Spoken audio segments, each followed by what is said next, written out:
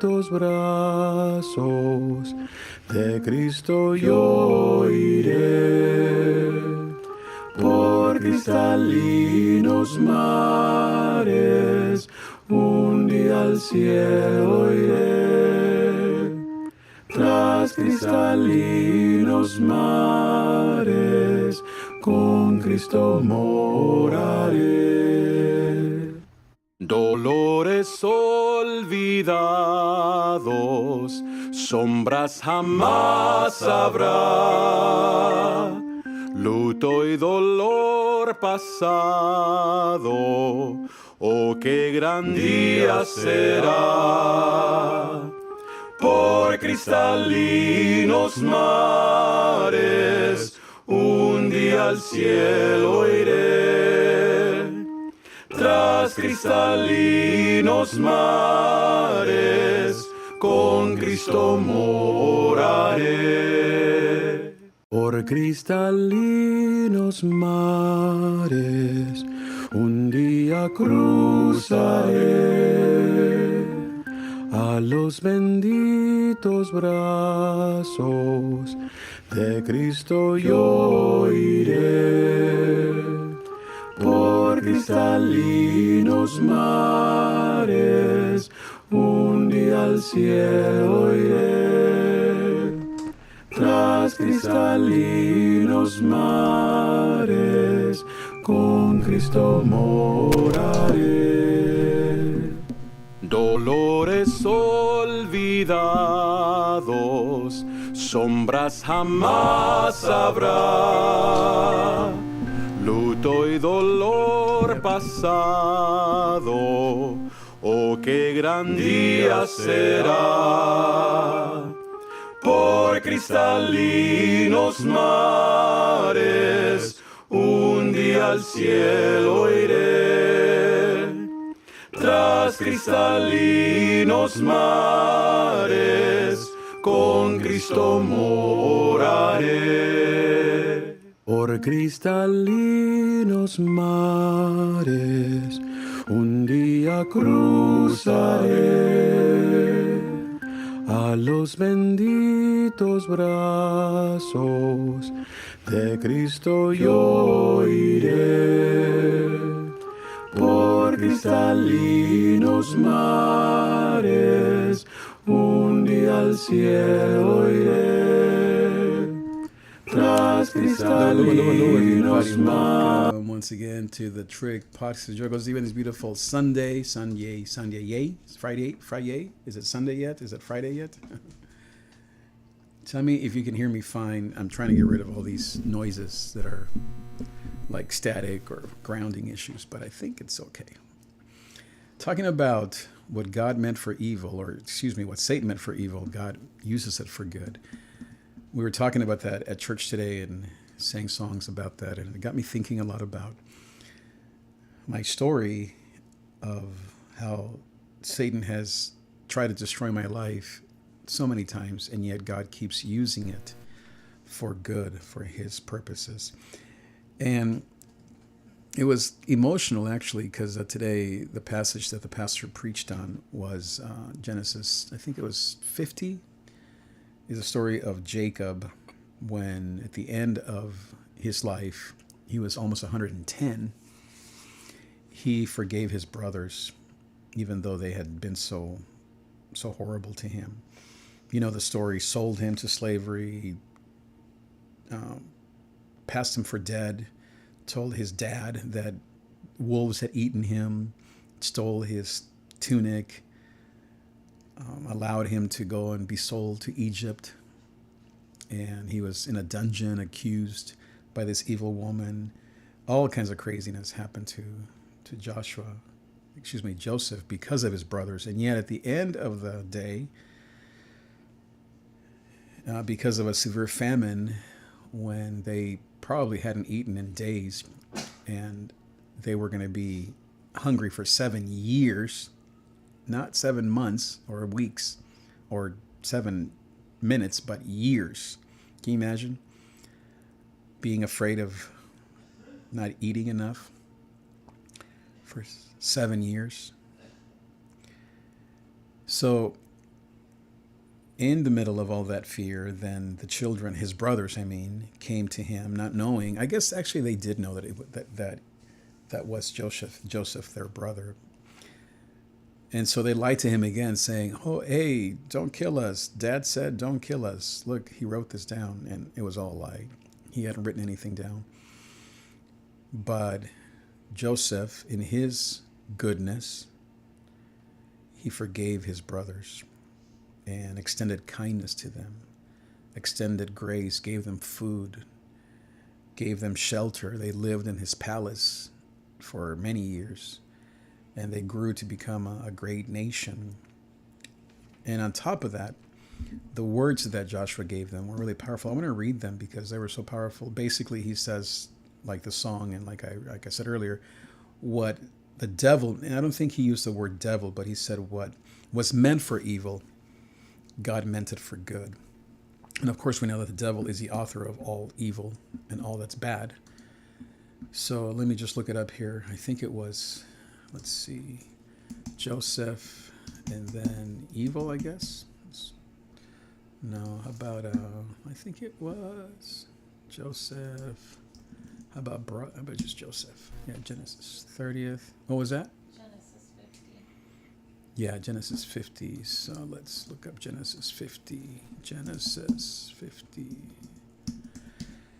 So yeah, Joseph fell on his father's face. Okay, blah, blah, blah. So this is when his father dies.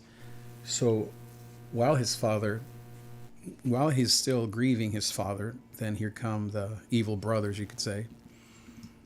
And let me show you that on the screen here, if maybe you can see it. Well, you know what? Yeah, let me show it on the screen. Why not?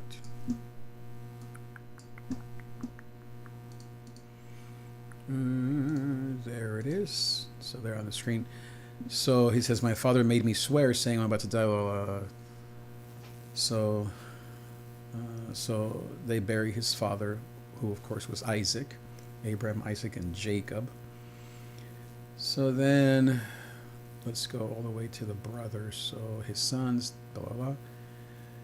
They took him to Canaan. They buried the father. So here it is, 15. When Joseph's brothers saw that their father was dead, they're like, uh-oh, because it was because of their dad that they had found mercy, because obviously their dad, Isaac, loved them. And so now that Isaac was gone and Joseph is in charge, the guy that they sold and lied to and passed for dead, they're thinking, uh-oh. So they sent a message to him lying, "Your father gave this command, forgive your brothers, blah, blah, blah, because they did evil to you." And see, there's a thing. They did evil to him. And that's what the devil does. He does evil things to us. When you're facing depression or you're facing job loss or illness, Satan, he does evil things. That's not God. And sometimes he uses even family. You believe that? I mean, even family can be demonic or used by the devil. That's what happened to Joseph. His brothers, they did evil to him. So you got to pray for your family. Pray for yourself. Pray that God covers everyone in your life, in your home. So then forgive the transgressions of the servants of the God of your father. Joseph wept when they spoke to him. So you already can sense Joseph's heart. Instead of him starting with hate or with guns, he starts with love and with tears. Because at the end of the day, he was first grieving his father. Second, he was grieving his own loss of his family. And then third, here his brothers who did evil. So he was grieving a lot of things. And grief sometimes is multi-layered. You're not just grieving one thing. You're grieving the loss of relationship, maybe a job that you almost had, or maybe a hope that you had that didn't come true. And or maybe you're just grieving your circumstances, looking around and thinking, this is not what I expected. It's exactly what Joseph is doing. He's weeping here. He's crying about many things. And so his brothers, says in verse 18, come, fall down and say, behold, we are your servants. So like in that Jewish tradition, like the prodigal son, the way that you show humility or contriteness is by saying, I'm a slave. I'll be your slave now, not your son or your brother or your servant even, but a slave. I mean, a servant is a slave basically back in those days. So they're saying, I'm nothing. You can treat me like trash, is what they're saying, because they felt guilty. And sometimes we don't know how people feel guilty of the things that they've done to us. We may think that they're laughing it up, or that God doesn't punish them, or that there's no mercy or justice for evil. But God speaks to people, and here they are. They're coming humbly and repentant, you could say. I mean, lying, but they're also coming kind of at the end of their ropes. It says, Joseph said to them, do not fear. Wow. I mean, it's the last thing you expect Joseph to say. What do you mean, do not fear? It's exactly what I was afraid of, that you would be mad, kill us, tell us to leave. But Joseph says, don't fear. Am I in the place of God? It's beautiful how he respects God. Don't get in the place of God. When we take vengeance into our own hands, we're taking the place of God. Or when we try to make sense of our past, we're taking the place of God. Or when we try to punish people or get back at people that hurt us, we're taking the place of God. Only God can do that. That's why Joseph says, am I in the place of God to punish you, to take vengeance? Now, could he have done that? Of course. He was powerful. He was in charge. His brothers were evil, lying, hungry, had no place to live. I mean, he had the upper hand. God was so good to Joseph that he gave him, you could say, every right to destroy his brothers. But he didn't do that because he respects God more than his rights. And we have to respect God's justice and God more than our rights. Don't be so quick to say, well, here's what I want to do. Ask God, Lord, what do you want to do? How do you feel about that person who betrayed me? Or how do you feel about this job that didn't treat me right? Because our flesh is always going to seek justice and destroy and do evil and be an eye for an eye and a tooth for a tooth. And that's how we want to live. It feels good, but it's not what God honors. And so he says, as for you, you meant evil. Here it is, against me. So Joseph is very clear, but God meant it for good, to bring it about that many people should be kept alive as they are today. Do not fear. I will provide for you and your children. Thus he comforted them and spoke kindly. I mean, kindly. He didn't just forgive him. He spoke kindly, provided for him and their kids. I mean, who were their nephews, right? His nephews and nieces. He kept the bloodline going. He basically saved Israel. He saved the Jewish nation, you could say. That's here today. That's why Jacob is such a beloved patriarch, because in this moment, Joseph, the son of Jacob, he saved the day because he was filled with compassion and with goodness. He didn't let the ugliness in him, around him, destroy his heart. Instead, he said, Lord, I need you. And how did Joseph even get to this place? I mean, because he feared God. He didn't give in to that evil woman, because he obeyed the king, because he was faithful, because he didn't betray his father, because he honored his father. That's why now you see Joseph truly be blessed and bless his brothers who didn't deserve it. You ever feel like your siblings don't deserve your love or your compassion because they aren't there for you, because they say the wrong things, because they're not as good as you are? If you're in a place to judge, better that you love and forgive than to judge. Are we going to have disagreements? Of course, especially with our family. Remember, the Bible says that it is better to give than to receive, and that we ought to honor our father and mother so that it will go well with us. And maybe it's not your father and mother anymore. Now it's your siblings or your nieces, your nephews. I mean, look at Joseph. He's blessing his brother's kids. I love that he says he's little ones. They're little ones, he says. At the same time, he's also very clear. He's saying, you know what? You meant evil against me. He doesn't parse words. He doesn't say, oh, I didn't even notice. No, we have to be real and say, you know what? You meant this for evil, didn't you? And look at how he says you. He accuses them because sometimes, like I said, even our family is used by Satan to destroy us or God's purpose. You have to call it out. You have to say, get behind me. And Jesus told Peter, right? Peter, his best friend, one of his friends. He says, get behind me, Peter. No, Satan. And so, but then he didn't get stuck there. He said, yes, you meant evil against me, but God, look at how Joseph here is looking up. He says he meant it for good. He could have said, but God meant it to test me. Yeah, perhaps. God meant it to punish you. Yeah. God meant it to give me power, not you, not you. Nope. He said for good. What? What's good about this? What's good about Joseph losing everything, being unjustly betrayed and accused by this woman, by his brothers, by life, you could say, by the Pharaoh? Well, he sees it from God's perspective. He's saying, look at me, look at where I am. I am in a position of power and riches and goodness and of authority over you.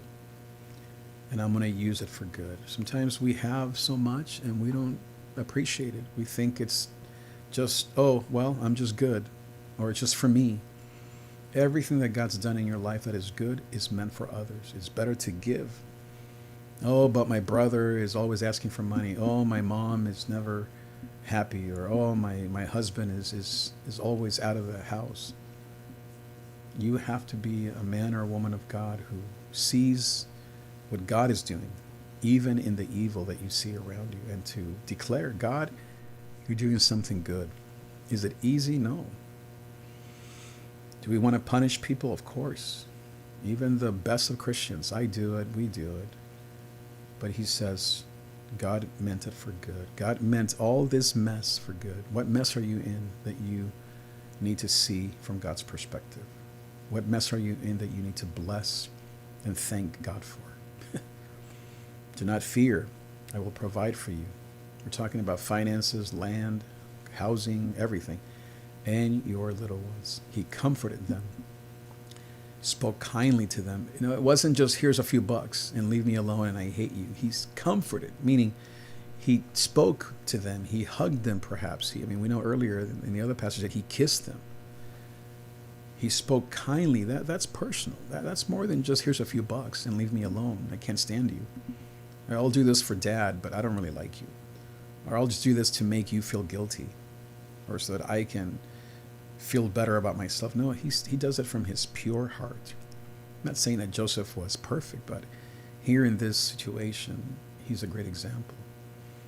He comforted, provided, he spoke kindly to them. Those are the things that God wants for us.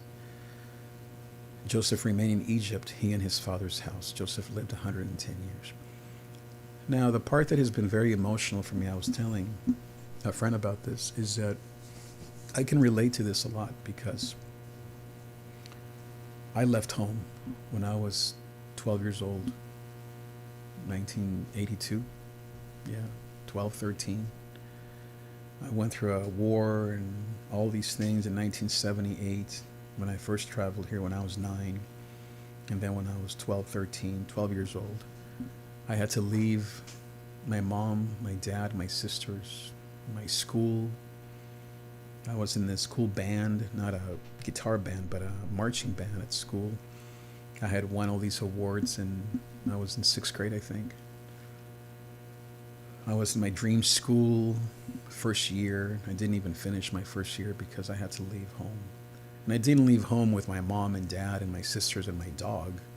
I left home by myself.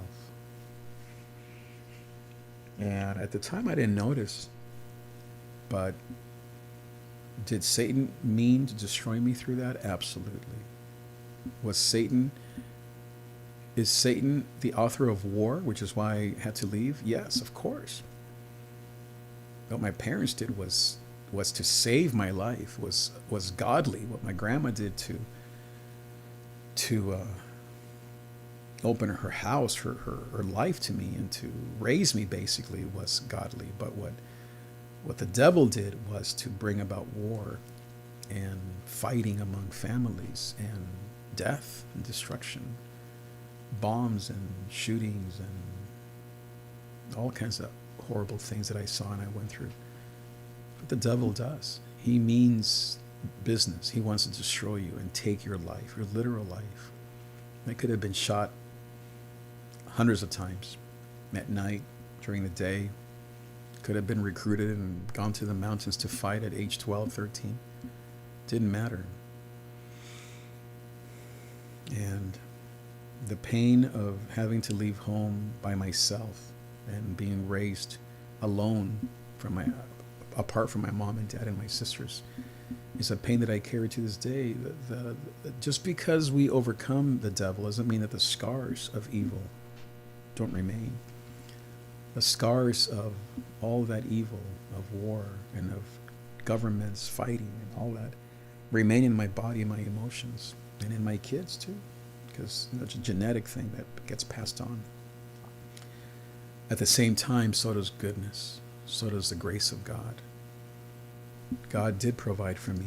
God did show me mercy. God did bring me to an amazing place in my life and to a place of victory and of using my gifts to serve Him. For me to make a life playing a guitar and reading a Bible as a pastor, as a worship guy, has been just a dream come true. I don't know how that happened. Only the Lord, only God. What the devil meant for evil, God meant for good. I could have become bitter, and at times I do feel mad at God and at circumstances. But like Joseph, I bless not only my brothers, but their kids as well, and my mother and my father who's in heaven, and my wife and my kids. And I wish I had even more money, because it's not just prayers, it's also financial. Like I said, Joseph provided from what he had. And it's very deep what I've been through. And what my mom, I remember, told me once how she could relate to Moses' mom, having to put her son, in that basket in the Nile River and let him go, and to trust that a princess would pick him up on the other side, and then she could also take care of her own son. That's what my mom had to do when I was a little boy, and to let go and to surrender her own mothering. Do you know that I didn't go back home ever from that day forward, from age 12 onward? I never went home. Never again. I've been back and visited 2-3 times, but I never went back home. It wasn't camp. It wasn't a boarding school for a couple of years. I never went home. I'm still you could say a stranger in this land, or what's the other word? What do they use for people that leave home? Not an immigrant, but what is it? I don't know. So I'm still someone who is not home. Someone who is not home. And a stranger, you could say, in this land. And I was telling a couple of friends today that when we hear, the three of us are immigrants, when we hear of people here in the States wanting war or wanting to fight and having that bravado of America first, I was telling my friends, we that have been through that and back, meaning through government upheaval and war and civil wars and 50, 100, 200 years of war, we do not want that for you, our American friends. We do not want that for this beautiful country. Don't pray for war. It's horrible. It destroys families, destroys humans, destroys God's purpose, destroys lives. But God can redeem it, and He did in my life. But like I said, I didn't go back home. I still haven't. I'm 57 now. I was 12. 45 years later, I still haven't. I never will now go and live home with my parents. My dad is now with Jesus. My mommy's still with us back home, and my sisters. I haven't seen my sisters in 30 years. My nieces don't even know who I am. I bless them financially in prayers, and we talk on the phone, but I didn't talk to my niece until 2 weeks ago. It's the first time, and she's now 20, 21. I had never spoken to her until about 2 weeks ago. That's the evil of war and of conflict with life. What the devil does, that's what he does. He destroys, but God meant it for good. And I'm not a millionaire, nor am I the vice president of Apple, but from what I do have financially and time and resources, I give, and not just me, but my wife and I. because by the grace of God, God has brought a woman who also loves to give to my family, and we give to her family. And depends on what everybody needs. Not everyone needs cash. Sometimes people just need love, like Joseph did, and kindness. And so those are all the things that I carry as difficulties in my body, in my emotions, but also I carry them as the grace of God and the goodness of God. The whole series that we're doing is in the fruits of the Spirit, and one of them is goodness. And sometimes we think that goodness is just for us, but many times goodness, the goodness of God, comes to us for the sake of others, for the sake of others, for the sake of the very people that meant it for evil. I'm not saying that we're going to go and bless demons or bless evil people, although Jesus says pray for your enemies, but definitely family, definitely people that you love. And if you have an issue with a family member, an ex-husband, or your current husband, you need to work it out and go to God. How do you work it out? You forgive. You forgive. There's nothing else to do but to forgive yourself, forgive them, forgive God. Let God forgive you. It's not easy. That takes years, but you have to get on that journey to forgive. I have to forgive. I've forgiven my father and my mother. I really never felt resentful for them, saving my life, but you could. Maybe your situation is different. You have to forgive your mom and dad. If anything, I feel like I struggle forgiving myself for not giving more, for not doing more. Do I blame God? Not often. At times, though, I do feel like what this whole thing did to my nervous system is of the devil. And sometimes I say, Lord, why did you let this happen? And evil did it, not God. And evil is real. But you take, like the song says, what the enemy meant for evil and you turn it for good. Waymaker. We sang that today. And then we sang goodness of God. The goodness of God, I love you, Lord. Your mercies never fail me. And I will sing of the mercies of the goodness of God. All my life you have been faithful. All my life you have been faithful. All my life you have been so, so good. It would be easy for me to say, and I'm telling you, sometimes I do that. God has been good. Where? Show me. Look at my nervous system. Look at my kids. Look at my income. Look at my this. Look. I don't have this. I don't have that. All the negativity. When the devil gets in there, he turns everything into darkness. Everything's negative. Everything's bad. And I fall for that. I fall so much into all the bad things that have happened to me. But look at how God turned it into good. I don't know if he turned it, but how he brought goodness next to it, and the goodness overcame. Has goodness overcome evil in my life? 1,000%. Has evil been present? Yes, unfortunately. Has evil at times, it feels like it's winning? Yes. But when I get back with God and I seek him and I say, Lord, I need you, his goodness fills me. And last night we were struggling with some family stuff and we just prayed. And I'm telling you, like an hour later, this little miracle happened. I'm like, did God just answer my prayers? And God's like, yeah. And I'm committing this month here coming here of August and starting yesterday, really. Every time that I want to worry, I'm going to pray. Every time that I want to freak out, I'm going to pray. Every time that I want to blame, I'm going to bless. Every time that I want to feel bad about myself, I'm going to pray and bless and remember the story of Joseph. That the devil definitely comes near you, and right now you could say he's everywhere, but God is greater. But God's not going to just come and do something unless you rely and you call upon him. Call upon the name of the Lord and you will be saved. That's what he says. You have to call upon the name of the Lord. You have to call upon him. Say, Lord, come save me. And do it every 2 minutes. Come save me, Lord, until he does it. I've been doing that just the last 24 hours. Opening my eyes. Is it magic? No. Is it exactly what I want? No. Joseph still had to go through so much. But at the end of his life, he blessed his brothers because he kept his heart on the goodness of God. Has God been good to you? Has God been good to me? Has the devil been evil? Yes. Has God been greater? Yes. Has the goodness outdone the bad? Yes.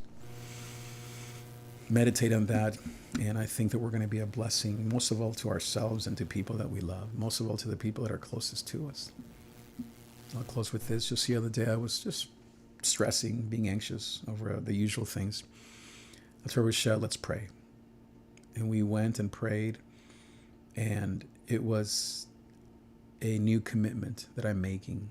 I told her, every time that I worry about this one thing, I'm going to pray. Am I going to do it perfectly? Probably not. But it's something that I'm saying, Lord, help me to pray.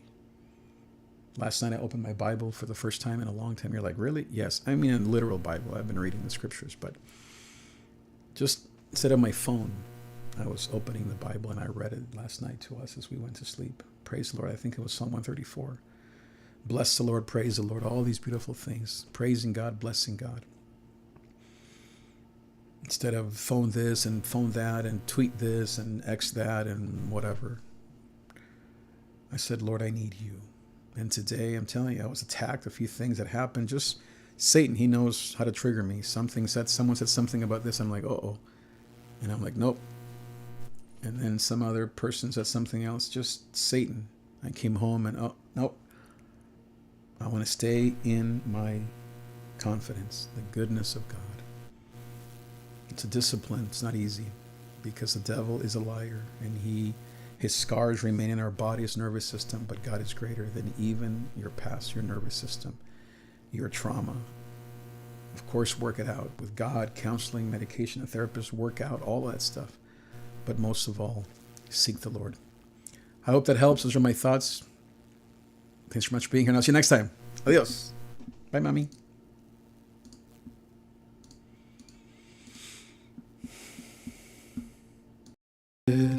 Un día cruzaré